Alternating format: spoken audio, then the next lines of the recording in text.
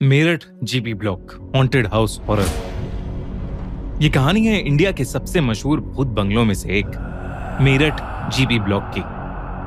संजय सिंह, जो मेरठ से 200 किलोमीटर दूर बसे एक छोटे से गांव का रहने वाला था, अपनी मां को लेकर मेरठ के जीपी ब्लॉक के बाहर एक स्टाफ क्वार्टर में रहने आया था। उसका जीपी ब्लॉक के चौकीदार की तरह पहला दिन ही था जब उसके साथ ये घटना घटी। संजय नौकरी मिलने के बाद बहुत खुश था, पर उसे ये नहीं मालूम था कि जिस जगह की वो चौकीदारी करने वाला था वो इंडिया की सबसे भूतिया जगहों में से एक कही जाती है। संजय की नई नौकरी लगने के कारण उसकी मां उस रात उसकी मनपसंद खाने की चीजें बना रही थी। संजय जीबी ब्लॉक के एरिया के बाहर से टॉर्च मारता हुआ राउंड लेकर वापस अपने क्वार्टर में खाना खाने घर आ रहा था। तभी अपने घर से थोड़ी दूर एक नलके के पास खड़े हुए अपनी मां को उसने किसी को कहते हुए सुना, इतनी रात को तुम्हारा ऐसे इलाके में होना ठीक नहीं है। जब उसने वहां पहुंचकर अपनी मां से पूछा कि वो किससे बात कर रही थी, तो उन्होंने उसे बताया कि वो खाने के लिए पानी भर रही थी। और तभी उन्हें आसपास की झाड़ियों से जीपी ब्लॉक की तरफ जाती हुई लाल साड़ी में एक लड़की दिखी। जब उन्होंने उस लड़की को वहां से जाने के लिए मना किया तो उस लड़की ने उनकी बात को अनसुना कर दिया और भागकर जीपी ब्लॉक के अंदर चली गई।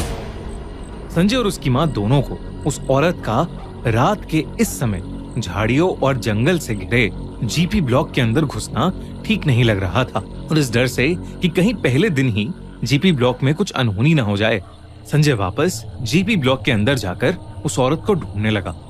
रात के अंधेरे में जंगल और झाड़ियों से घिरे होने के कारण संजय को बस उतना ही दिख रहा था जितना उसकी टॉर्च की रोशनी दिखा पा रही थी। जीपी ब्लॉक का बंगला 3 हिस्सों में बटा हुआ था। दिन में वहां जितनी शांति लग रही थी, रात के अंधेरे में वही खामोशी अब और ज्यादा भयानक लग रही थी। संजय ने सोचा कि उसे जीपी ब्लॉक के उन 3 हिस्सों में एक एक करके जाना चाहिए। अपने हाथ में लाठी लिए और टॉर्च के सहारे संजय जब पहले हिस्से में घुसा तो उसके पूरे शरीर में उसको एक रूह चीर देने वाली ठंड महसूस हुई। ये बहुत अजीब था क्योंकि तब गर्मियों का मौसम चल रहा था और बिल्डिंग के अंदर इतनी तेज ठंड का होना बिल्कुल भी नॉर्मल नहीं था। फिर भी संजय ने हर जगह टॉर्च मार कर देखा पर उसे कोई लड़की दिखाई नहीं दी, पर उसे वहां ढेर सारे बालों के गुच्छे मिले। उसे समझ नहीं आ रहा था कि वो बालों के गुच्छे वहां कहां से आए। तभी उस बिल्डिंग के अंदर एक कोने से 2 लाल आंखें उसे घूरती दिखी, लेकिन जब वो उसके पास गया तो वो अंधेरे में कहीं गायब हो गईं।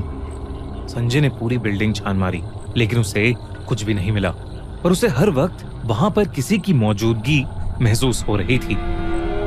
संजय उस लड़की को ढूंढता हुआ अब जीपी ब्लॉक के अगले हिस्से में घुस गया। दूसरी बिल्डिंग के पास जाते जाते उसे ऐसी बदबू आने लगी जैसे कोई जानवर वहां कई सालों से मरा पड़ा हो। फिर भी वो उस लड़की के बारे में सोचते हुए घर के उस हिस्से में घुसा, पर वहां उसे कोई भी नहीं दिखा। लेकिन जब वो उस घर से बाहर निकलते हुए इधर उधर टॉर्च मारते हुए रास्ता ढूंढ रहा था तो उसे उस हिस्से की टूटी हुई दीवार के छेद थे। उन्होंने ब्रिटिश ऑफिसर्स की यूनिफॉर्म पहनी हुई थी और वो शराब पीते हुए गप्पे मार रहे थे। उन्हें देखते ही उसने चिल्लाकर उन्हें वहां से जाने को कहा, पर उन चारों ने उसकी बात को जिसे बिल्कुल अनसुना सा कर दिया। संजय को मालूम था कि अक्सर ऐसे शराबी ही पुरानी जगहों पर आकर हल्ला करते हैं, तो वो दूसरे हिस्से से भागकर तीसरे हिस्से के उसी फ्लोर पर चला गया जहां पर वो लोग बैठे थे। लेकिन वो जैसे ही वहां पहुंचा, वहां पर उन चारों में से कोई नहीं था। तभी उस तीसरे हिस्से के ऊपर वाले फ्लोर से उन चारों लोगों की जोर जोर से हंसने की आवाज आई। संजय भागकर उस बिल्डिंग के सबसे ऊपर वाले फ्लोर पर गया जहां उसे वहीं 4 लड़के हंसते हुए मिले। उन चारों लड़कों को वहां देखकर संजय फिर से उन पर चिल्लाया, पर वो चारों शराब पीते पीते और जोर से हंसने लगे। जब संजय के कई बार कहने पर भी वो लोग वहां से नहीं गए तो संजय ने उनमें से एक को अपनी लाठी से मारा, पर वो लाठी उस लड़के के आर पार चली गई। वो चारों लड़के संजय की तरफ मुड़े और संजय ने देखा कि उन चारों के चेहरे बुरी तरह से गले हुए हैं और उन चारों की आंखें थी ही नहीं। घबराया हुआ संजय वहां से भागा और वो लड़के बहुत ही डरावने तरीके से हंसने लगे। संजय वहां से भागता हुआ दूसरी तरफ से निकला जब उसने जीपी ब्लॉक के पहले हिस्से के पास से एक लड़की को छत के ऊपर चढ़ते हुए देखा, जो वहां रुककर अपने बालों को कंघी करने लगी और संजय को बहुत ही भयानक तरीके से देखने लगी। उसकी आंखों में वही लाल चमक थी जो कुछ समय पहले संजय ने अंधेरे में देखी थी। संजय को वो सब देखकर कुछ समझ नहीं आया और वो अपनी जान बचाने के लिए वहां से और तेजी से अपने क्वार्टर की तरफ भागा। लेकिन वो भागते भागते अचानक रुक गया क्योंकि उसके ठीक सामने एक और औरत खड़ी थी जिसने लाल साड़ी पहनी हुई थी। संजय को लगा कि ये वही लड़की है जिसे संजय की मां ने देखा था। लेकिन जब उसने उस लड़की को पुकारा और जब वो लड़की मुड़ी तो संजय की रूह कांप उठी। उस औरत का चेहरा बेहद डरावना था। ऐसा लग रहा था कि जैसे वो कोई चुड़ैल हो। संजय को देखते ही उस औरत ने उसे बहुत जोर से धक्का दिया जिसकी वजह से उसका सर पास पड़े पत्थर पर लगा। संजय को ऐसा लगा कि जैसे उस औरत का हाथ नहीं बल्कि कोई जलता हुआ लोहा था।